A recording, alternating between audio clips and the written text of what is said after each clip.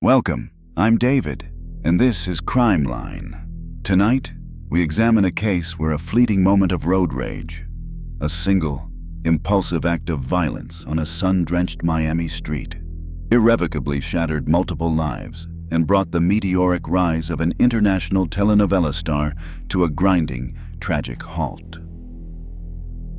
Pablo Lyle, a man celebrated on magazine covers, adored by millions for his on-screen charisma, and seemingly on the cusp of even greater Hollywood success, found his world, and that of another family, forever altered by one disastrous, fatal decision made in a matter of seconds. This is the story of how a celebrated actor lost everything, and how a 63-year-old man lost his life over a seemingly minor traffic dispute. Sunday, March 31st, 2019 was a bright and warm day in Miami, Florida. A day like any other in the bustling metropolis. But as evening approached, the city's vibrancy was pierced by an incident of sudden violence. Miami police responded to an urgent call at the intersection of Northwest 27th Avenue and 14th Street, a busy urban crossroads. An altercation between two men had taken a dire turn, sending one to the hospital in critical condition. Emergency medical technicians had arrived on the scene to find 63-year-old Juan Hernandez suffering from a severe impact wound to the back of his head. His blue SUV remained parked near the junction where he had exited the vehicle, reportedly to confront another driver after a traffic disagreement. That confrontation had left him unresponsive, lying gravely injured in the road. Bystanders, shocked by the sudden brutality, had promptly called 911 while the second vehicle involved in the altercation, a red SUV, had sped away from the scene. Two witnesses to the incident waited patiently at a nearby gas station to speak with the responding officers. Their initial accounts were fragmented but alarming. One witness described the assailant with a striking, if somewhat crude, epithet Tarzan-looking. They also mentioned a passenger in the front seat of the red SUV who, they believed, never got out of the car during the physical confrontation. Officers at the scene quickly pieced together that the red SUV, containing at least one passenger in addition to the driver, had stopped at a red light ahead of Juan Hernandez's vehicle. It was at this point that both the driver and the front passenger of the red SUV exited their car and engaged in a brief but heated verbal confrontation with Juan on the road. Then, either the driver or, more likely, the passenger of the red SUV had struck Juan Hernandez in the street, a single blow that knocked him backwards, causing him to fall and strike his head violently on the pavement. A quick-thinking bystander at the gas station had the presence of mind to run towards the red SUV as it fled, managing to photograph its license plate, a crucial piece of evidence. With this license plate number, police swiftly tracked down the owner of the red vehicle from which Juan's attacker had emerged. The owner was identified as a man named Lucas Delfino. When questioned, Delfino admitted to police that he had been driving the red SUV during the incident, but he adamantly stated that he was not the man who had physically attacked Juan Hernandez. That individual, Delfino claimed, was a family member who, at that very moment, was en route to Miami International Airport, about to board a flight back to Mexico. Information regarding the identity of the driver and passenger, as well as the grave state of Juan Hernandez's injuries, continued to be relayed to the officers and detectives handling the escalating situation. Juan was in critical condition at Jackson Memorial Hospital, a major trauma center in Miami, which meant the charge against his attacker was, at a minimum, aggravated battery. However, given the severity of his head trauma, there was a grim understanding that the charges could easily, and quickly, increase should his medical situation worsen. He's intubated, in critical condition. An officer is heard clarifying on body cam footage. The potential charge was felony battery, but this would require medical confirmation of the extent and nature of the injuries. If not, it might be considered simple battery. But the fact that Juan had been knocked unconscious raised immediate, serious concerns. Meanwhile, the information about the alleged attacker heading to the airport added a pressing urgency. "We have the info on the brother that's supposed to be at the airport," an officer stated. "For all we know, he's telling him, 'Hey, Mo, bro, get the hell out of the airport. They're coming for you.'" Miami PD units raced to the airport to apprehend the suspect before he could board his flight and potentially evade jurisdiction.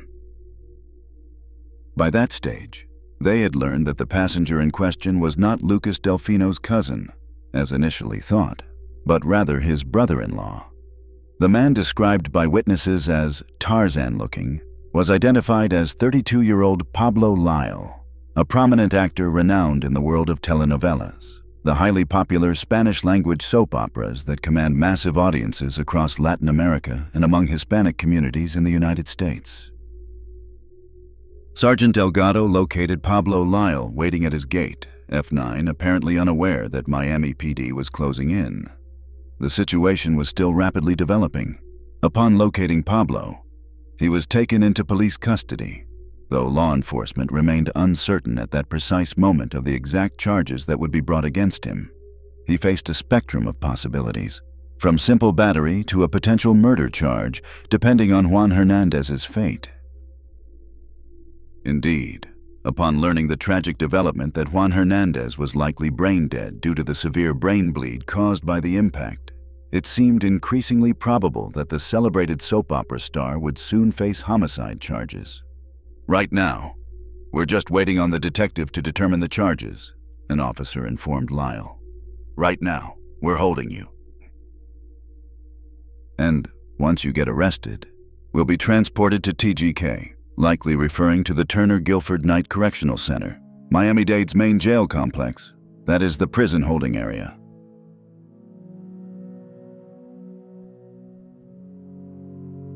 Pablo Lyle was escorted to the police station, where Miami-Dade homicide detectives took over the investigation. At the station, Pablo provided his initial statement. He claimed that he had been threatened by Juan Hernandez during the roadside encounter. He asserted that the 63-year-old Hernandez had been the aggressor, exiting his own car, yelling and cursing heatedly in Spanish, and then aggressively banging on his brother-in-law Lucas Delfino's vehicle with his fist.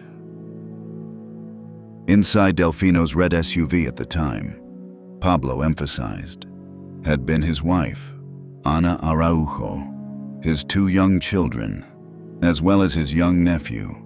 As the children began to cry, frightened by the confrontation, Lucas Delfino got out of the car to confront Juan, but in his haste and agitation, he forgot to place the vehicle in park.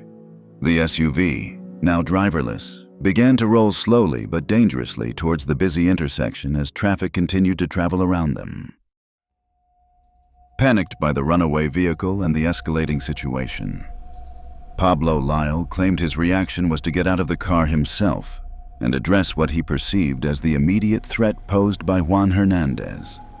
He stated that out of a profound fear for the safety of his family, particularly the children in the erratically moving car, he responded by striking Juan Hernandez just once with a closed fist. In the spring of 2019, 32-year-old model and actor Pablo Lyle was, by all accounts, a rising star in the Latin entertainment world. He had painstakingly built a successful career over a decade, appearing in a string of popular Spanish-language soap operas, or telenovelas. Perhaps his most notable role was in Mi Adorable Maldición, My Sweet Curse.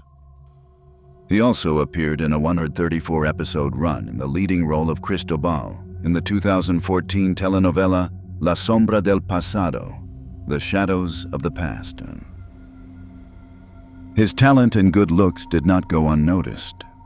The following year, in 2015, Pablo was voted one of People en Español magazine's 50 Most Beautiful People, a significant accolade that often propels Latin stars to greater international recognition. Later, he starred as the love-struck Alonso in Corazón que Miente, Lying Heart.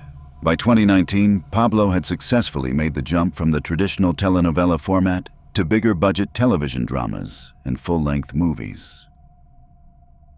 That year, he landed the starring role in the Spanish-language Netflix series, Yankee, where he portrayed Malcolm Moriarty, a young entrepreneur from Arizona on the run from the police who crosses the border into Mexico and becomes entangled with powerful drug cartels.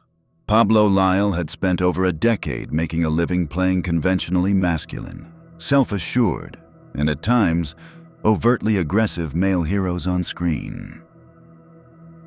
That March, Pablo had been in Miami on a 10-day vacation with his wife, Ana Araujo, and their children.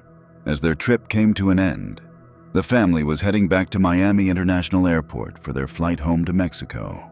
That is when he found himself embroiled in a real-life confrontation on a busy Miami street, a situation where raw emotions and aggressions ran dangerously high, and he responded with a single, decisive action. In this instance, however, unlike the scripted dramas he was accustomed to, no one called cut at the end of the scene, and there were devastating, real-life consequences. The surveillance cameras noted by witnesses at the gas station did indeed capture the entire incident with chilling clarity. One angle caught Lucas Delfino's red SUV as it cut off Juan Hernandez's vehicle in traffic, an action Delfino later attributed to mistakenly taking the wrong exit for the Miami airport. The video then showed an angered Juan Hernandez getting out of his vehicle. He approached the driver's side window of Delfino's SUV and began berating Lucas Delfino, who then got out of his car and started shouting back. As Lucas and Juan argued heatedly, Pablo Lyle was seen exiting the passenger side of the red SUV, initially appearing to try and stop their vehicle, which was now rolling away because Lucas had forgotten to put it in park. He was not successful in stopping the car immediately. Lucas then ran back to the SUV to put it in park. It was at this critical juncture, as Juan Hernandez turned and began walking back towards his own car, seemingly disengaging from the confrontation, that Pablo Lyle made his fateful decision. The footage showed Pablo running towards Juan Hernandez, covering a distance of 9 full strides, and then delivering a powerful punch to Juan's head just as Hernandez turned around, seemingly unaware of Lyle's rapid approach. Lucas Delfino recounted Pablo returning to their car after the punch and shouting at him to drive off immediately. Meanwhile, Juan Hernandez was left sprawled and unresponsive on the roadway. He had suffered a severe fracture to the right side of his skull and significant internal bleeding from the impact of his head hitting the pavement. 4 days later, at Jackson Memorial Hospital, after doctors determined he was brain dead, Juan Hernandez's family made the agonizing decision to remove him from life support. He passed away shortly thereafter. Pablo Lyle was subsequently indicted for manslaughter. His legal team immediately began to craft a defense. All that Mr. Lyle knew of Mr. Hernandez was he was a maniac, banging and being violent, his attorney would later argue. A jury will understand that if that's all he knew of Mr. Hernandez, that's also what he would expect of Mr. Hernandez. What this case is about is a man protecting his family. They emphasized the presence of his wife, his 2 young children, and another young child, his nephew, in the car, painting Juan Hernandez as the aggressor who violated the rules, the norms, and the laws of society. At Pablo's side throughout his initial court appearances was his wife, Ana Araujo, herself a social media influencer, podcaster, entrepreneur, and sometime actress. Ana and Pablo shared a well-publicized love story. They had first met and reportedly fallen in love as young teenagers. Ana was 14 and Pablo 16. While their teen romance did not last at the time, the feelings evidently lingered. After going their separate ways for 8 years, the two reconnected, and, according to Pablo, after seeing Ana again, he felt exactly the same way he had as a teenager. They rekindled their relationship, marrying in 2011 and expanding their family in the following years. The couple had 1 son together, Mauro, and shared in raising Ana's daughter, Arenza, from a previous relationship. Pablo's social media accounts frequently portrayed him as a loving husband and a devoted father who made his family the top priority in his life. Or at least, that was the image projected on his Instagram feed. Photos of the family enjoying their Miami vacation just days prior to the tragic incident showed seemingly happier times before their fateful encounter with Juan Hernandez. The victim, 63-year-old Juan Ricardo Hernandez, was survived by his adult son, also named Juan Ricardo Hernandez, and his longtime partner, Mercedes Arce. His grieving family reported spending their life savings on his funeral costs. In the days immediately following his death, Mercedes Arce told the press only that she didn't know what she would do without him and that she desperately wanted justice for his senseless death. Initially, Pablo Lyle was released on a $50,000 bond and instructed to remain on house arrest in Miami, fitted with an ankle monitor to track his movements. As court proceedings moved forward, slowly over many months, his attorneys repeatedly moved for permission for Pablo to return to his native Mexico for work, arguing that he was presumed innocent and had proven himself responsible to the court. 10 months Pablo has not been able to work, his lawyer stated. 10 months Pablo's not been able to feed his family. Where's he going to hide? He's an international movie star. He can't hide anywhere. They also pointed out that Mexico has an extradition treaty with the United States, ensuring his return if required. His lawyer steadfastly maintained Pablo's innocence, even after viewing the surveillance video, asserting, 100% absolutely, I do believe he acted appropriately. Pablo's first line of defense was an attempt to have the case dismissed altogether by claiming self-defense under Florida's controversial Stand Your Ground law. This law, under certain conditions, permits the use of deadly force if an individual reasonably believes it is necessary to prevent imminent death or great bodily harm, without a duty to retreat. A crucial Stand Your Ground hearing was held in August 2019. This was Pablo's opportunity to convince a judge that he had acted solely out of a justifiable fear for his life and the lives of his family members who were in the car. He took the stand to explain, in his own words, what had led up to him delivering that single fatal punch. He recounted the initial traffic incident, the loud banging on the car window by Juan Hernandez, and the screaming and cursing in Spanish. "Are you stupid? Are you crazy? Are you an idiot? Hey!" He described his fear as Lucas Delfino got out of the car, and then his panic when he realized their SUV, with his family inside, was rolling towards the busy intersection because Lucas had forgotten to put it in park. "I thought I could lose my family at that point," Pablo testified, his voice filled with emotion.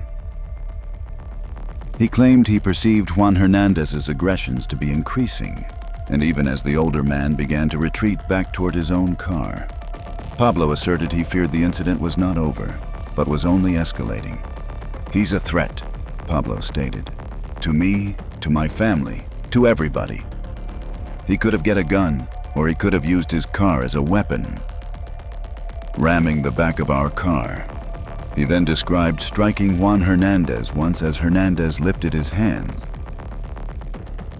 Ana Araujo also testified at the Stand Your Ground hearing, telling the judge, through a translator, about the terrifying experience inside the car. She recounted Juan Hernandez banging loudly on their vehicle, her children crying and screaming, one hugging her tightly, while the other tried to curl up into a ball in fear. After Pablo got out of the SUV, she recalled hearing Juan Hernandez continuing to scream nasty things and being very aggressive. However, Ana admitted she did not see the precise moment her husband struck Juan. Prosecutors brought Ana's account into question by highlighting inconsistencies between her sworn testimony at the hearing and the story she had provided in her earlier deposition, particularly regarding whether Juan Hernandez had also physically grabbed at Lucas Delfino, in addition to shouting. The ruling from the Stand Your Ground hearing did not go in Pablo Lyle's favor. The judge denied his motion for immunity, finding that his actions did not meet the criteria for self-defense under the statute. Instead, his defense team had to gear up for a full criminal trial, which would be delayed multiple times due to various factors, including the COVID-19 pandemic, finally commencing in the autumn of 2022. If convicted of manslaughter, Pablo Lyle faced up to 15 years in prison under Florida law. At the trial, the defense continued to argue that Pablo acted to protect his family from what they characterized as the road rage by the deceased. They portrayed Juan Hernandez as the aggressor whose actions terrified the children and adults in Pablo's car. As he approaches Hernandez, the defense argued, trying to frame Pablo's actions, Hernandez puts his hands up. Mr. Lyle instinctively, without any intent or thought, hits him once. The prosecution, however, painted a starkly different picture, asserting that Pablo Lyle's punch was delivered not out of fear, but out of anger. That punch that the defendant threw was out of anger, not fear, the prosecutor stated. It was not necessary to protect himself or the lives of anybody else in that car. When he realizes that someone is running towards him, Hernandez turns around and puts his hands up. The surveillance video of the incident remained the most powerful and compelling piece of evidence for the state. In addition, they called Maria Rizzo, one of the women who had witnessed the altercation from a nearby car. She told the jury that she didn't see the victim, Juan Hernandez, do anything aggressive before Pablo hit him. He literally did nothing but get punched and go down, she stated. Another witness, Jessica Roca, corroborated this account. Adding a heartbreaking detail, she testified that Juan Hernandez screamed out for mercy just before he went down. The gentleman went like this to him, Roca demonstrated, implying a non-threatening gesture, like it's not that serious. And the next thing I saw was a punch. It was one blow.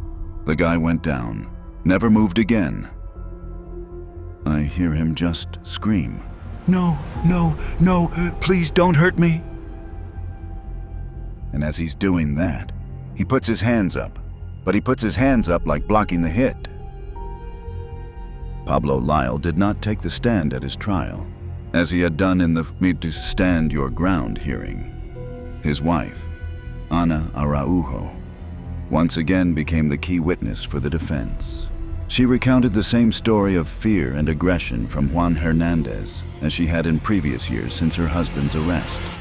This time, however, prosecutors attempted to discredit her testimony by suggesting that her unwavering support of her husband and her version of events were merely a facade.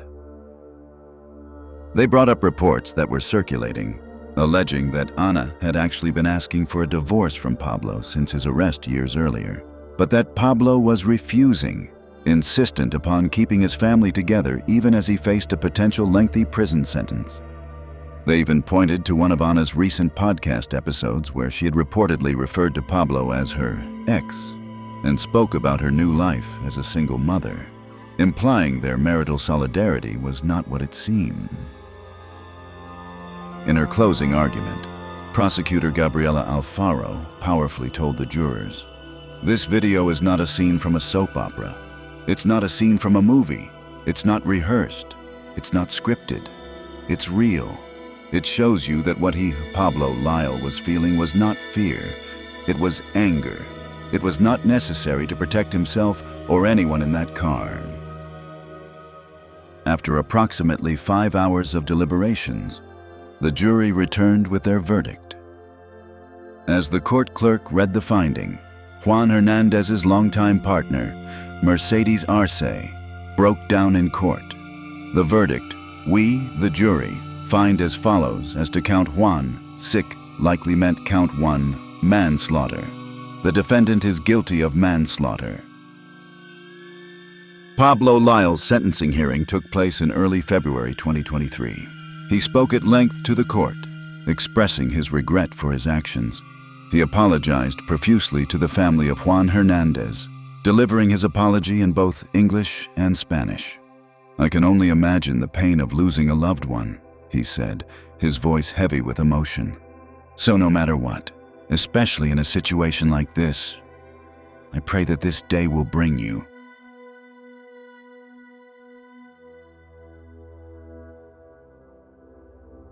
and that whatever happens today, you can leave this courtroom with rest in your hearts. That Mr. Hernandez lost his life because of something I did. It haunts me when I go to bed, and it's still there when I wake up. I never wanted any of this to happen. That life could be lost. And so many others affected so drastically in just a matter of seconds and one punch. I am so very sorry from the bottom of my heart. Judge Marissa Tinkler Mendez, in her sentencing remarks, acknowledged that Pablo Lyle's actions on that fateful day appeared to have been out of character for him. He did not have a violent past or a history of any aggressive behavior.